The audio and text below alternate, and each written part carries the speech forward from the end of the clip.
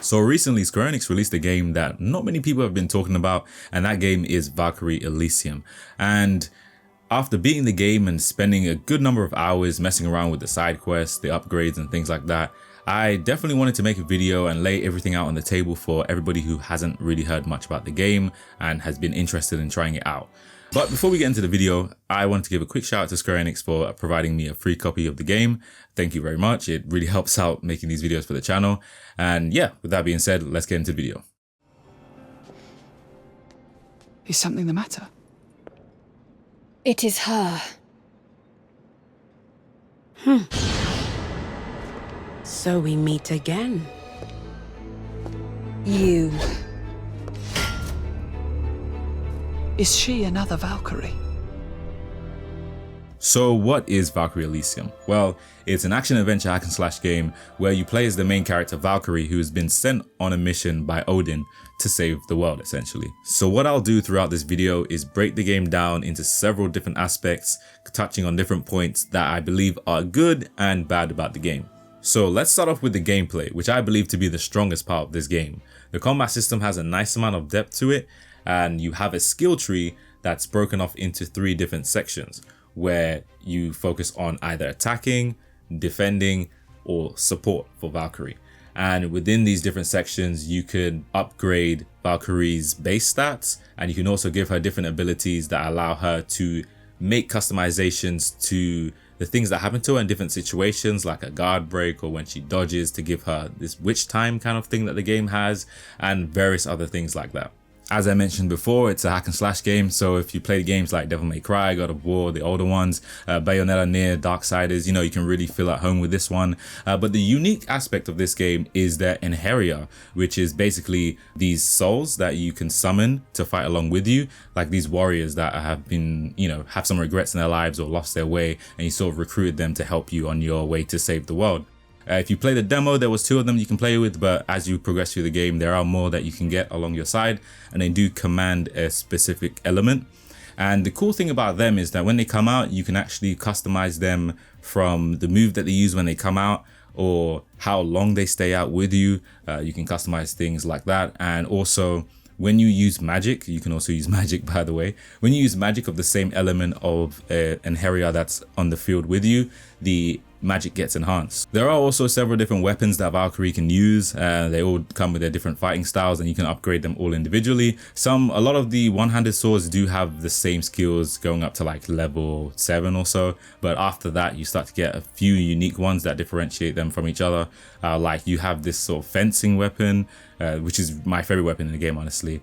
You get one-handed swords, and you get lances as well. One lance was really fast and another lance was really slow, and the other one was like a magic pole, which was really cool. So I didn't expect it to have that level of depth in the game, but it does, which is very nice to see.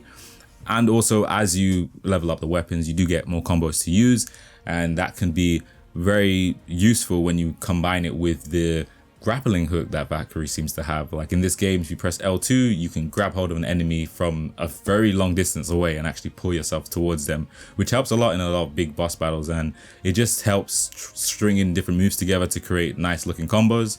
And so if you are someone who's really into combos in these hack and slash games, this is a very nice feature to have. And as for the Enheria, as I mentioned before, you can customize them. You have to go through several different side quests to be able to unlock different moves for them, which is pretty cool. Which is, you know, it just gives you something more to play other than the main story, which is a nice addition to the game. One thing I didn't like with the gameplay though was the slight lack of fluidity. As I mentioned before, I have played a lot of hack and slash games, some of my favorites being Devil May Cry, Bayonetta, Nier, Automata, and things like that. And with those games, you feel a great sense of fluidity when you're attacking enemies. So when you want to go in the attacking, you can jump into attacks, but you can cancel out of the attacks into a dodge roll and things like that. But in this game, you can't really cancel out of too many things. So once you're attacking an enemy, you kind of have to wait for Valkyrie to finish her animation before you can actually dodge or block, which would get you into a lot of situations where you want to go in the attacking, but a big boss just swings through everything you do and you can't really combat too hard against it.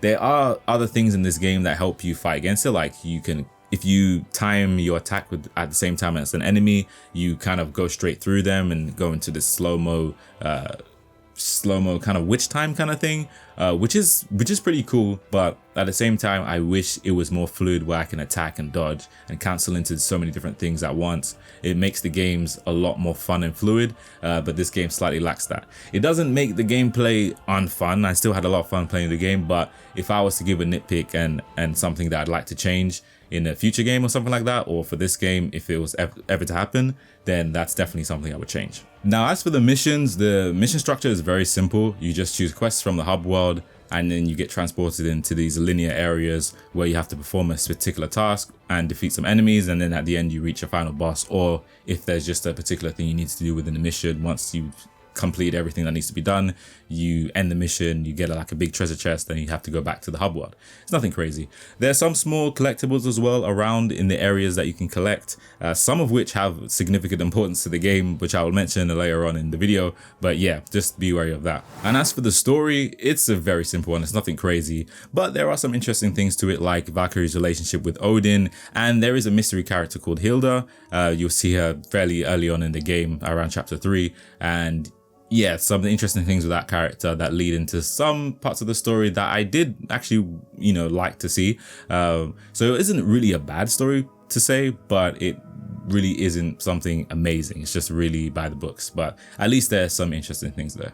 This game also has 4 different endings, and as I mentioned before, there are these collectibles that have significant importance on which ending you get, so definitely look out for those collectibles and make sure you collect them. But even if you don't collect them, by the end of the game, it's very easy to go back and go and collect them to see all 4 endings, so it's not really too big of a deal. But what I will say is that the 4 different endings is a nice touch to the game, and they do have very, very different endings from each other, which is nice to see, so you can have fun replaying certain parts of the game just to be able to see those endings. As for the graphics, they're okay at best. I like the watercolor look, but some of the time it just leans on the edge of looking bland. So sometimes it looks cool and sometimes it just looks eh.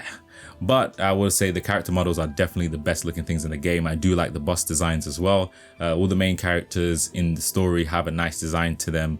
And I think the models were really well done for kind of a game that isn't really a AAA big budget game. I think they really did well with the designs of each character. Now, as for the performance of the game, unfortunately, this is definitely the worst part of the game here. I played the PS4 version on my PS4 Pro, and the FPS of the game would drop considerably whenever there's a lot of effects happening on the screen. So it really gets in the way later on in the game where you have more Enheria that keep jumping out and doing stuff for you, because the bigger their spells, the more the FPS drops basically, and that happens quite a lot. So if you do want to get the game and you do have like a PS5, or you can get the PC version, which should come out soon, I don't think it's out yet, I would definitely suggest buying it on those platforms instead of the PS4, because you'd run into a lot of frame rate issues. So in the end, I actually enjoyed playing the game, but I know for some people it may be too bland on sort of everything else other than the combat for them to really give this game a chance, and it doesn't really have very compelling characters to carry you throughout the game, like say for instance a Bayonetta or a Dante in a Devil May Cry, that can, even if you don't enjoy the story, you don't care about the story, you can really follow that particular character and have fun seeing what they do. But this game doesn't really have that, because Valkyrie is very, she's a very stoic character who doesn't really say much, or is very straightforward, so she isn't really exciting to see or interesting to see what she can do. There's other characters who are more interesting, but unfortunately you don't really get to see them a lot, and you don't get to play as anybody other than Valkyrie in the game. However, if you're a big hack and slash fan lover like me, then there's definitely some fun to be had in this game, because the gameplay mechanics are well thought out and actually deep.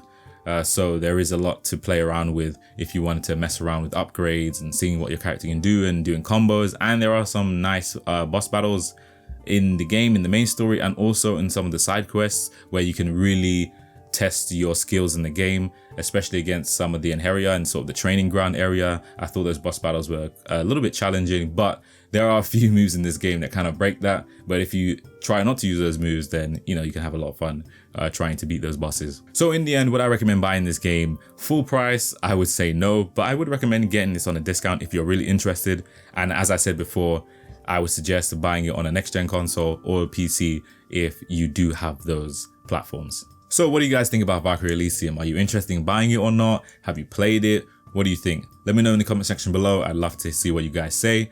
If you haven't already, please like the video. It really helps out a lot. And I'll see you guys in the next video. Peace.